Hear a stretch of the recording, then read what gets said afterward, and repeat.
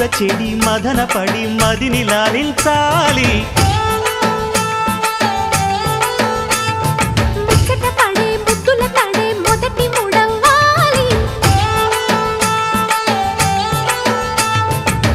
ప్రతి పొదలో మన కథలే కొత్త పూత